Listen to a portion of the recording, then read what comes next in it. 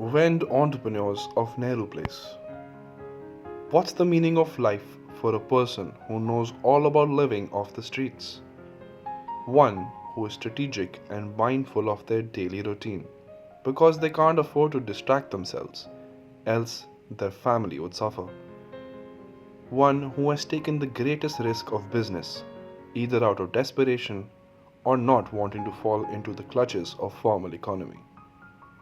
One who lives every day anew and in hope to get a customer more.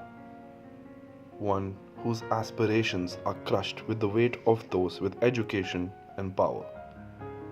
They are the street vendors, street hawkers, sellers, service providers, the vegetable man. Delhi, the capital of India, has a booming population of over 16 million in its urban metropolitan area. It is one of the most populous cities in the world with expanding trends of globalization and industrialization. A city where the youth are found in majority, services are starting to cater to the newer and more modern lifestyle experiences. They are moving away from the traditional services that were physical to those found within the touch of a screen. Little do we know, this modernization is wearing away their smiles, as they have no place of refuge. Their homes are being demolished to create more concrete and glass buildings. Their profession is withering away with new jobs catering to digital screen and the intangible income. They wonder every day, where's the human touch?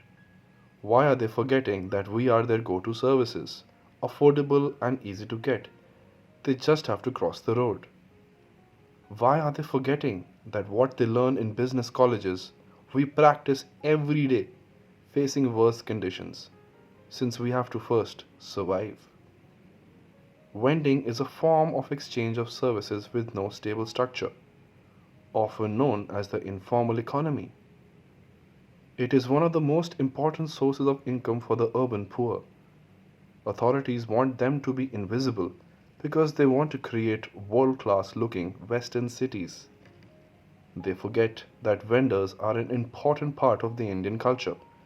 They are what makes the city look colorful. Let's try to understand a perspective of the vendors, one which is often overlooked by the masses.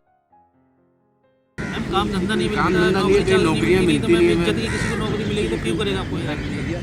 काफ़ी मुझे लगा कि मुझे कुछ अपना करना चाहिए, क्योंकि जॉब में काफ़ी सारी प्रॉब्लम होती थी। सैलरी टाइम से नहीं मिलना, ना कोई ईयरली में अलग से कोई फंड मिलता था, कोई सैलरी इंक्रीमेंट नहीं होता था। तो मुझे लगा कि कुछ मुझे अपना ही करना चाहिए। बिल्डिंग के अलावा तो मेरे को और कुछ अच्छा नहीं लगता है कि हालांकि प्राइवेट काम करते हैं तो उसमें कुछ दिलचस्पी नहीं है, क्योंकि कहीं भी जैसे कोई ठेकेदार के पास या प्राइवेट कहीं जा के काम करते हैं हम, तो उसकी कोई उम्मीद नहीं होती कि यहाँ से पैसा मिल जाए, नहीं मिले। मेहनत करनी पड़ती है बहुत ज़्यादा। तो इसलिए मेरे को सबसे अच्छा लगता है कि मैं कहीं भी मार्केट में जैसे जाके और कम पैसे का मतलब थोड़ा सामान लाके और अपना खुद का बिजनेस करूं, चाहे वो दिन में 100 रुपये ही मैं कमाऊं, लेकिन वो मेरे को अच्छा लगता है। आने के बाद जहाँ वेंडिंग करते हैं, यहाँ आते हैं ना, तो दिल में जैसे लगता है संतुष्टि मिलता है एक तरह से, क्योंकि इतने सालों से जो इसमें हूँ ना, इस लाइन में, तो अब मुझे कहीं ज़रा सा भी चैन नहीं लगता। जब तक यहाँ नहीं आता हूँ दिल को तसल्ली नहीं मिलती। और यहाँ आते हैं, आने के साथ ही शुरुआत करते हैं ऊपर वाले के नाम लेके, ताकि हमारा दिन सही जाए, जो कस्टमर आए हमसे खुश होके जाए, कोई नाराज़गी नहीं रहे। काम करते हैं अपना तरीके से, जाना किसी को बोलना नहीं है क्यों इतनी जल्दी जा रहे हो, क्यों इतना लेट जा रहे हो। और अपना खुद का मालिक होता है। नेहरू प्लेस क्यों चला? नेहरू प्लेस एशिया की मार्केट है, नंबर 1 है। यहाँ पे हर तरह के लोग आते हैं, बाहर के भी आते हैं, तो इसलिए थोड़ा अच्छा लगता है। हमें भी नेहरू प्लेस अच्छा लगता है। कहीं भी जाइए मार्केट, छोटी मोटी मार्केट, इतना नाम फेमस नहीं होता है। नेहरू प्लेस ऑल इंडिया, आपको पता है कंप्यूटर्स मार्केट है तो फेमस है। हर कोई चाहता है कि ऐसी जगह बैठे ताकि लोग हमें भी थोड़ा जान पहचान परिचित बने। जैसे दुकान आते हैं 100-200 आदमी का टर्नओवर होते रहता है, आते जाते रहता है। पूरी इकोनॉमी को आगे बढ़ने में मदद करते हैं, एक वेंडर्स नहीं, क्योंकि मेरे ज़रिए 2-3 का तो फिर भी घर चली जाता है, क्योंकि मैं अकेला तो काम कर नहीं सकता। 2 लड़के मेरे साथ रहेंगे, उनके भी घर में चूल्हा जलेगा। बाकी इसके अंदर थोड़ी कैपेसिटी आती है, हम लोगों से मिलता है तो हम उसको सपोर्ट करते हैं। चल भाई तू ये थोड़ा सामान ला के रख, हम तेरे को दिला देते हैं और तू अपना ये काम कर, जो माल के पैसे हैं उसको दे देना, जो तेरे प्रॉफिट के पैसे तू अपने पास रख लेना। उससे उसको बढ़ावा मिल जाता है, उसकी हिम्मत बढ़ जाती है। सबसे अच्छी भागीदारी है कि सबको एकात्र माह से एक भावना से देखना और सब में भाईचारा बनाकर रखना, दोस्ती बनाकर रखना, मित्र की तरह मतलब अपना परिवार की तरह ही लेके चलना है, यही स्वभाव है हमारा। इस तरह से मुझे लगा कि अगर मैं डेली बेसिस पे 10 बजे से रात के 8 बजे 6 बजे तक भी दुकान लगाता हूँ, अगर मेरा रोज़ भी 10 पीस या 15 पीस का भी सेल है तो मेरा 1500 रुपये रोज़ का निकल जाएगा। तो ये सबसे मेन प्रॉब्लम जो है वो पैसे की है। हर किसी के पास पैसा नहीं है और ना ही हर किसी को आज के टाइम में नौकरी मिल पाती है। कितना भी पढ़ा लिखा हो, नौकरी मिलना आसान नहीं है। जब कुछ नहीं होगा तो मजबूरी है, बंदा वेल्डिंग ही करेगा ना। सरकार ने बोला, कोर्ट ने बोला कि भाई अभी नेहरू प्लस का दूसरा मैटर चल रहा है, नो नॉकिंग जोन बोल रहे हैं, तो इसको कैसे दे सकते हैं। तो फिर डेट पे डेट पड़ने लगी। फिर एक दिन ऐसा आया कि प्रॉपर तरीके से मुझे नो नॉकिंग जोन बोल के मेरा केस कोर्ट ने डिस्पोज ऑफ कर दिया। बट लास्ट 1 ईयर से हम लोगों ने जब ये कानून हमें सर ने बताया है कि आपका ये अधिकार है, आजीविका संरक्षण विनियम के तहत आप काम कर सकते हो 3.3 की तरह, तो जब से हम लोगों ने इस चीज़ को अपील किया है, कई बार क्वेश्चन आंसर हो जाता है, कई बार आर्गूमेंट हो जाती है पुलिस एमसीडी के बीच में, तो हम लोग उनसे एक ही क्वेश्चन करते हैं कि जब हमारा ये कानून है 3.3 एक्ट है तो आप हमें क्यों नहीं लगाने दे रहे हो। तो इसके दरमियान कई सारे कार्रवाई भी वो लोग करते हैं ज़बरदस्ती, गैर कानूनी, जो उनको करना नहीं चाहिए। जब एमसीडी आती थी तो मैं उससे बोलता था भाई मुझे क्यों उठा रहे हो, मेरे पास ये स्टे ऑर्डर है, कोर्ट ने मुझे टीवीसी के लिए बोला है कि जब तक टीवीसी नहीं मेरा समाधान करती थी तब तक मैं बैंड नहीं कर सकता। कि नहीं ऐसा कुछ नहीं है, धरो उसके सामान को रखो। तो कई बार मेरा सामान उठा के वो ले जाते थे। मैम इतना पैसा मेरे पास है नहीं कि मैं बार बार सामान छुड़ा के लाऊं एमसीडी से, या मैं अपना गुजारा कर रहा हूँ, 2 वक्त की रोटी अपने परिवार चलाता हूँ। तो कई बार मैंने सामान छोड़ दिया क्योंकि बहुत महंगा चालान करते हैं वो, इसलिए मैं छोड़ देता हूँ। वेल्डिंग की सबसे बड़ी कठिनाई मेरी यही है क्योंकि एक तो मैं हैंडीकैप हूँ और मेरे को उसमें एमसीडी पुलिस जब परेशान करती है तो मेरे को सामान उठाने में दिक्कत होती है। सामान उठा के मैं भाग नहीं सकता एकदम। मेरा सामान अगर उठ भी जाता है तो उसको लेने जाने में दिक्कत, ये सबसे बड़ी सभ्य नागरिक की तरह उनका एक लैंग्वेज क्रिमिनल के साथ अलग एटीट्यूड होता है बात करने का पुलिस का, ये हम भी जानते हैं। बट हम तो कोई ऐसा क्राइम नहीं कर रहे हैं, हम तो एक अपना छोटा सा पटरी लगा रहे हैं जो कि हमारा एक्ट है, हमारे को ये मिला हुआ है भारत के संविधान में, लेकिन वो इन चीज़ों को नहीं मानते और वो हमें क्रिमिनल ही समझते हैं। और उनका एटीट्यूड एक ऐसा होता है हम पे जो बात करने का, वो एक जैसे हमने कोई बहुत बड़ा क्राइम किया हो, हम पट्टी लगा रहे हैं तो इस तरीके से वो लोग बात करते हैं। नंबर बात की अगर हम अपने एक्ट के बारे में उनको बताते हैं तो वो हमारा मुंह बंद कर देते हैं, सुनने को तैयार नहीं। सुनने को तैयार। अगर ज़्यादा 4 लोग इकट्ठे करके बात करते हैं तो बताने वालों को ही उठा ले जाते हैं। यहाँ तो ऐसा भी होता है, एमसीडी वाले मेरे को उठा ले गए। 10 बार बोलेंगे ना, कहेगा बड़ा नेता बन रहा है, आ जा तू। हम दोनों को उठा के थाने में बंद कर दिया था। पूछिए, आप बताइए, जो हमारे लिए एक्ट बना है उस पर एक सोच विचार है कि हाँ ये भी कमाने खा के है। वो हमेशा क्या करते हैं, अपने रूप में डराने के पश्चात में रहते हैं। जब उनका मुद्दा ये है कि हम डराएंगे नहीं तो भ्रष्टाचार को बढ़ावा कैसे मिलेगा, उनको भ्रष्टाचार का बढ़ावा कैसे मिलेगा। एक डर के रूप में पैदा करते हैं, लठ लेके आएंगे और यूँ ऐसे करने लगेंगे जैसे कि पता नहीं क्या कर रहे हैं। तो ये सब होता है, जो वो डर गया वो डर गया। वेंडिंग में सबसे पहले तो हमारा जो वेंडिंग करने का स्थान है वो एक नियत नहीं है, मतलब फिक्स नहीं है। और दूसरा, अगर हम उसके अंदर पैसा लगा के अपने व्यापार को बढ़ाना चाहते हैं ना, तो हमको कुछ सरकारी प्रॉब्लम्स आती हैं, पुलिस की एमसीडी की प्रॉब्लम्स आती है, जिससे हम आगे नहीं बढ़ पाते। क्योंकि हमारा जो है ऑनलाइन ने सारा बाज़ार ख़त्म कर दिया है।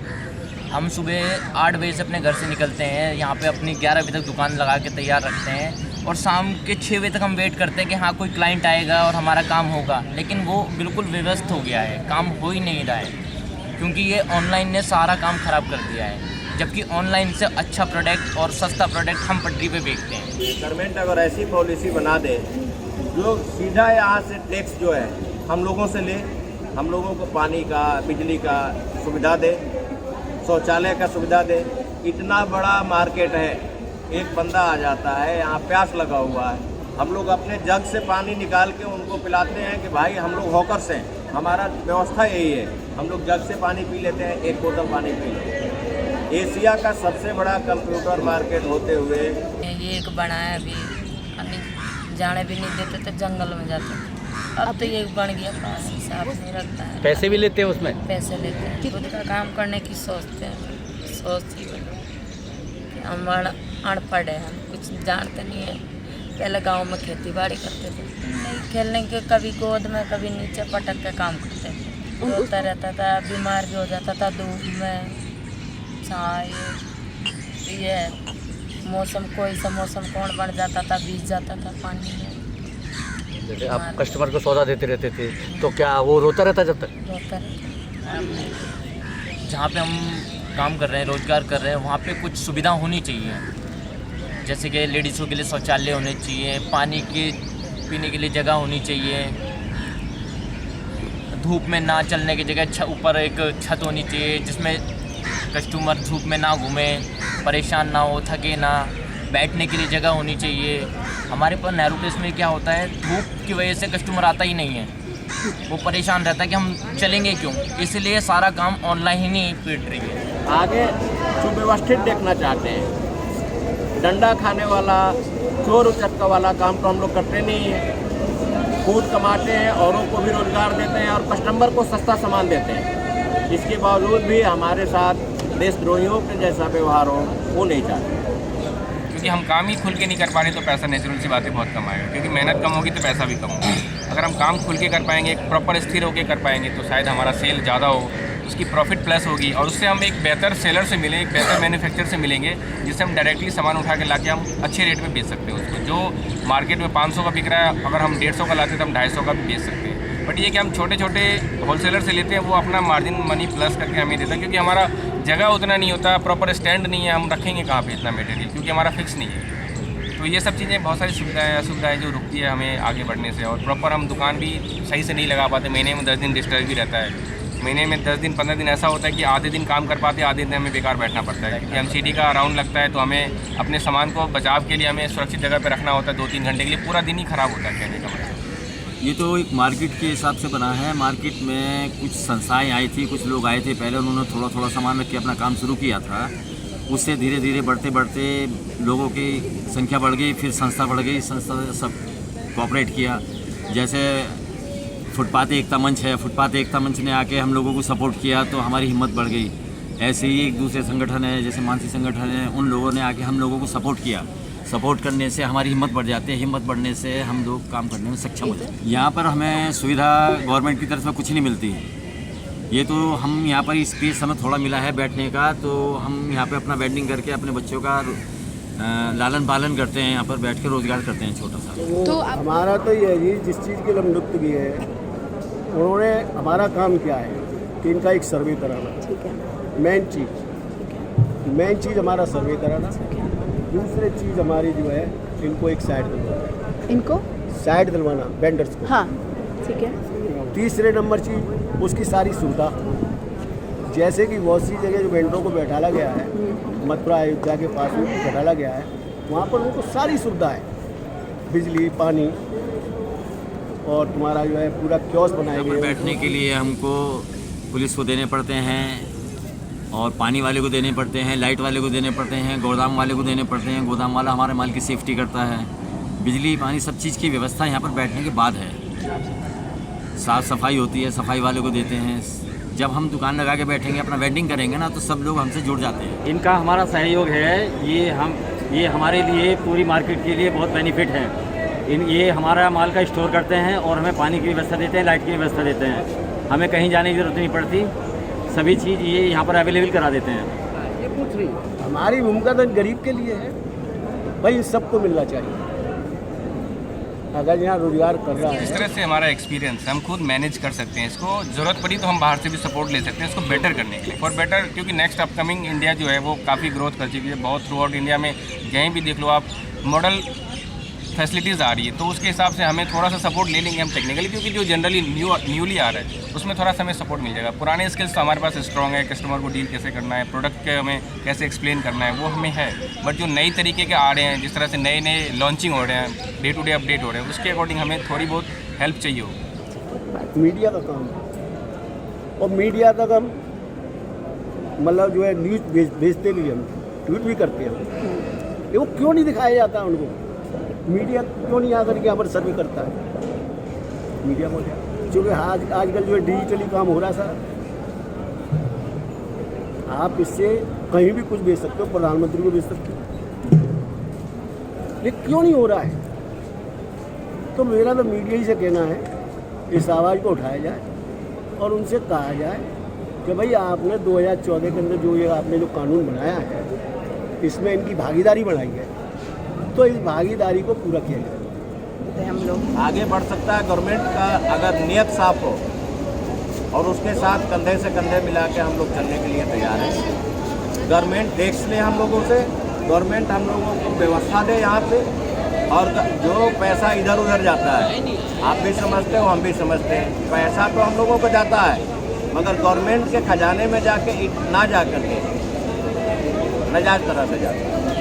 हमारे साथ में ऐसा कोई नहीं खड़ा होता है जो साथ में चल के पूछे कि भाई क्यों इनको तंग कर रहे हो। हमें भी एक विश्वास लगे कि हमारे साथ में ये खड़े हैं। हमारे लिए कोई ऐसा वो कट्स खड़ा होना चाहिए जो उनको जवाब दे सके।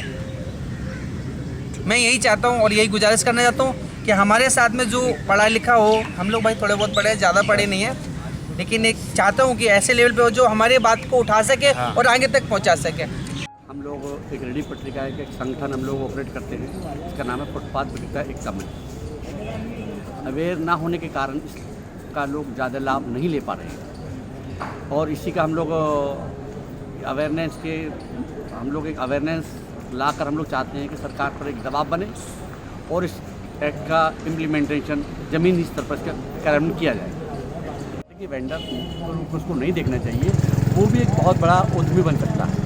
तो उसी रूप को देखते हुए हम लोग चाहते हैं कि उसको भी सब चीज़ें सुविधा मिलनी चाहिए, उसको एक सम्मानपूर्वक व्यवसाय करने का अधिकार मिलना चाहिए जो उसका संवैधानिक अधिकार है। तो उसका ये जब तक उसको ये अधिकार नहीं मिलेगा तब तक वो अपना उसकी जीवन शैली में बदलाव नहीं आएगा। तो जितने ज़्यादा वेंडर को ये अपने एक्ट का मालूम हो और जितने अधिकारी होते हैं हम उनसे नेगोशिएट करते हैं, जैसे एमसीडी वाले हैं, पुलिस वाले हैं, कि हम उनको बताते हैं भाई इनके लिए राइट है, आप इनके राइट्स का हनन नहीं करेंगे। बोलने से मैं बोल दूं मैं इतना बड़ा हूँ, उससे कुछ सोल्यूशन नहीं निकलता। सबसे पहले हमारी जो रोकथाम को आप कट करेंगे तभी हमें बेनिफिट मिलेगा, तभी हम आगे बढ़ पाएंगे सभी रेडी पटरी वाले।